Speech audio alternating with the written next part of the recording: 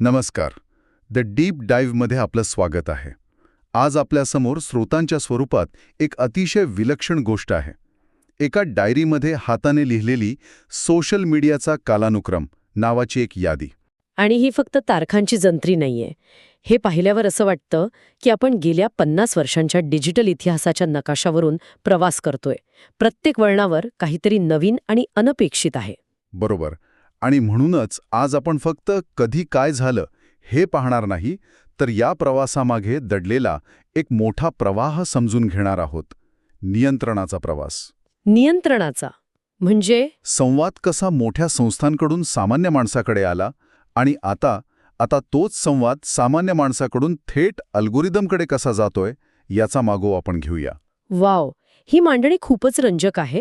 कारण तंत्रज्ञानाचा इतिहास हा केवळ शोधांचा नसतो, तर तो सत्ता आणि प्रभावाच्या हस्तांतरणाचाही असतो. चला तर मग या कथेच्या मुळाशी जाऊया. यादीतली पहिली नोंद आहे 1969 सालची ARPANET. इथूनच या सगळ्याची पायाभरणी झाली. बरोबर.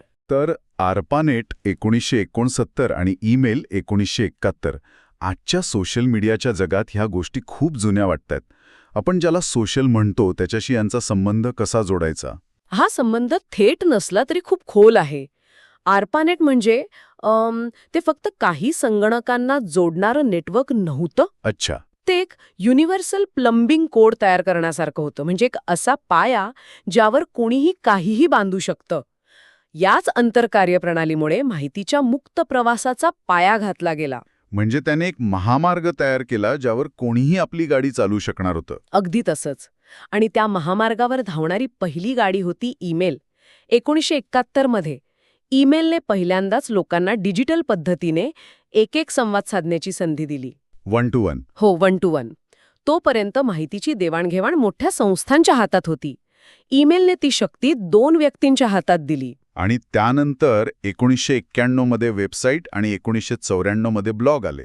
म्हणजे नियंत्रणाचा प्रवास पुढच्या टप्प्यावर गेला. ती एकाच वेळी अनेकांसाठी उपलब्ध झाली. पण ब्लॉगने तर खरंच लोकशाहीकरण केलं.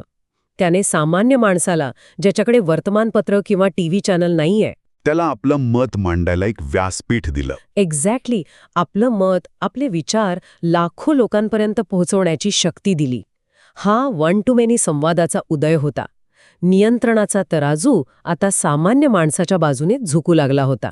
थांबा, इथे एक गोष्ट मला चकित करत आहे. यादीनुसार QR कोडचा शोध 1994 मध्ये लागला.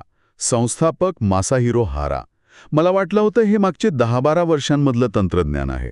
बरोबर. मग इतकी वर्ष याचा वापर का झाला नाही? हे तंत्रज्ञान इतका काळ कुठे होतं? हीच तर तंत्रज्ञानाची गंमत आहे, नाही का? प्रत्येक शोध यशस्वी होण्यासाठी फक्त तो चांगला असून चालत नाही. त्याला योग्य परिस्थिती आणि पूरक तंत्रज्ञानाची गरज असते. जसं की QR कोडला खऱ्या अर्थाने कॅमेरा असलेल्या स्मार्टफोनची गरज होती. 1994 मध्ये ते तंत्रज्ञान होतं, पण त्याला वाचून त्यावर प्रक्रिया करणारी साधनं लोकांच्या खिशात नव्हती. काही शोध वेळेच्या खूप पुढे जन्माला येतात आणि योग्य वेळेची वाट पाहत असतात. खरंय. आता आपण त्या काळात प्रवेश करतोय जिथे संवाद फक्त माहिती देण्यापुरता मर्यादित राहिला नाही. तो नाती जोडण्याचं माध्यम बनला. 2000च्या दशकात अक्षरशः एक स्फोट झाला. यादीत स्काईप आहे 2003चं. स्काईप, हो. त्याने संवादाला टेक्स्टच्या पलीकडे नेलं.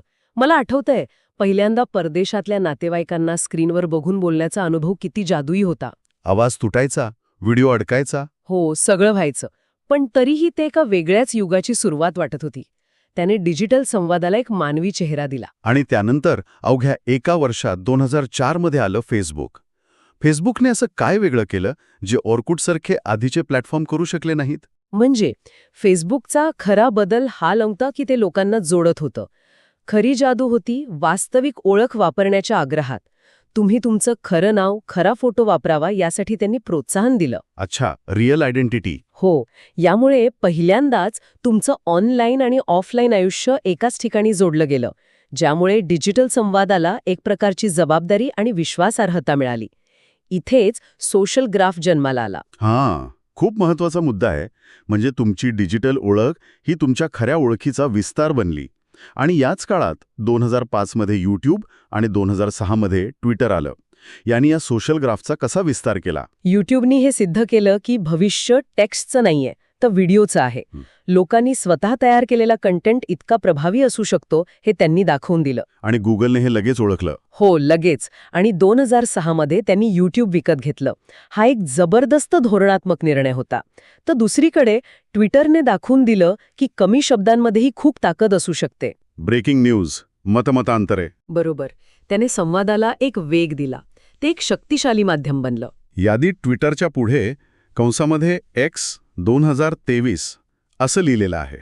हे आपल्याला काय सांगतं? हे दर्शवतं की हे प्लॅटफॉर्म्स दगडात कोरलेल्या मूर्ती नाहीयेत. ते जिवंत आहेत. ते बदलतात, त्यांचे मालक बदलतात आणि त्यासोबत त्यांची ओळख आणि उद्दिष्टही बदलू शकतात.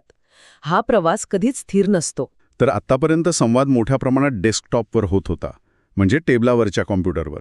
पण पुढची क्रांती ही नव्हती की काय करायचं, तर कुठे करायचं. आणि ती क्रांती प्रत्येकाच्या खिशात पोचली होती. स्मार्टफोन. बरोबर, स्मार्टफोन. ह्याच बदलामुळे व्हॉट्सॲपसारख्या ॲप्सचा जन्म झाला 2009 मध्ये. व्हॉट्सॲपने फक्त SMS ची जागा घेतली नाही, तर त्याने संवाद अधिक सोपा, जलद आणि मल्टीमीडिया समृद्ध बनवला. आणि संवाद आता 24/7 तुमच्यासोबत होता. अगदी. आणि ह्याच काळात व्हिज्युअल कम्युनिकेशन म्हणजे शब्दांपेक्षा चित्रांवर आणि व्हिडिओजवर भर देणारे प्लॅटफॉर्म्स आले.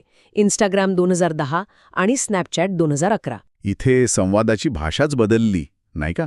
हो, भाषा शब्दांकडून चित्रांकडे सरकत होती. Instagramनी प्रत्येकाला एक फोटोग्राफर बनवला. साध्या फोटोला सुद्धा फिल्टर लावून सुंदर बनवण्याची सोय दिली. तर स्नॅपचॅटनी एक पूर्णपणे नवीन संकल्पना आणली, क्षणभंगुरता. इफेमेरॅलिटी. हो, काही सेकंदात नाहीसे होणारे फोटो आणि व्हिडिओंची स्टोरीज. ही संकल्पना इतकी प्रभावी ठरली की नंतर जवळजवळ प्रत्येक सोशल मीडिया प्लॅटफॉर्मने ती उचलली. इथे यादीत पुन्हा एकदा फेसबुकचा उल्लेख आहे, पण वेगळ्या संदर्भात. Instagram 2012 आणि व्हॉट्सॲप 2014 दोन्ही फेसबुकने विकत घेतले. हे फक्त 2 कंपन्या विकत घेणं होतं की यामागे काही मोठी रणनीती होती? ही एक जबरदस्त रणनीती होती. फेसबुकने ओळखलं होतं की लोकांच्या संवादाच्या सवयी बदलत आहेत. तरुण पिढी फोटो शेअरिंगसाठी इंस्टाग्रामकडे आणि खाजगी मेसेजिंगसाठी व्हॉट्सॲपकडे वळत होती. म्हणजे आपल्या स्पर्धकांनाच विकत घेतलं. बरोबर. फेसबुकने या दोन्ही क्षेत्रांतील आपल्या सर्वात मोठ्या स्पर्धकांना विकत घेऊन स्वतःची मक्तेदारी अधिक मजबूत केली. हा सोशल मीडियाच्या साम्राज्याचा विस्तार होता. त्यांनी फक्त कंपन्या नाहीत, तर लोकांच्या सवयी आणि भविष्य विकत घेतलं. यादीत एक वेगळी नोंद आहे फ्लिपकार्ट 2007. एक ई-कॉमर्स कंपनी. तिचा इथे काय संबंध? याचा समावेश खूप मार्मिक आहे. कारण या काळात खरेदीसुद्धा एक सामाजिक अनुभव बनला होता. लोकांनी लिहिलेले रिव्ह्यूज, वस्तूंना दिलेले रेटिंग्ज, मित्रांनी काय खरेदी केलं यावर आधारित शिफारसी. अच्छा, म्हणजे आपण एकटी खरेदी करत नव्हतो. नाही, तुम्ही एका मोठ्या समुदायाच्या मतांचा आधार घेत होतात. सोशल प्रूफ हे व्यापाराचं एक महत्त्वाचं अंग बनलं. तर आता आपण अशा टप्प्यावर आलो आहोत जिथे जग पूर्णपणे कनेक्टेड आहे. पण मग टेलिग्राम 2013 सारख्या नवीन मेसेजिंग ॲपची गरज का भासली? इथे वापरकर्त्यांच्या गरजा अधिक विभागल्या गेल्याचं दिसतं. टेलिग्रामने प्रायव्हसी आणि सुरक्षिततेवर जास्त भर दिला. व्हॉट्सअपच्या प्रायव्हसी पॉलिसीबद्दल जेव्हा जेव्हा प्रश्न निर्माण झाले, तेव्हा तेव्हा लोकांनी टेलिग्रामकडे एक सुरक्षित पर्याय म्हणून पाहिलं.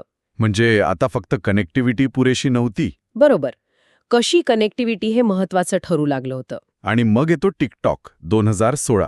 याने तर खेळाचे नियमच बदलून टाकले. इंस्टाग्राम आणि स्नॅपचॅटवर आधीचपासून व्हिडिओ होते. मग टिकटॉकने असं काय वेगळं केलं की ते इतकं यशस्वी झालं? इथेच आपल्या कथेचा मूळ धागा, नियंत्रणाचा प्रवास एका निर्णायक वळणावर येतो. फेसबुक आणि इंस्टाग्राम सोशल ग्राफवर चालतात. म्हणजे तुमचे मित्र काय पाहतात, काय शेअर करतात ते तुम्हाला दिसतं. बरोबर. टिकटॉकला तुमच्या मित्रांशी काही देणं घेणं नाही. ते इंटरेस्ट ग्राफवर चालतं.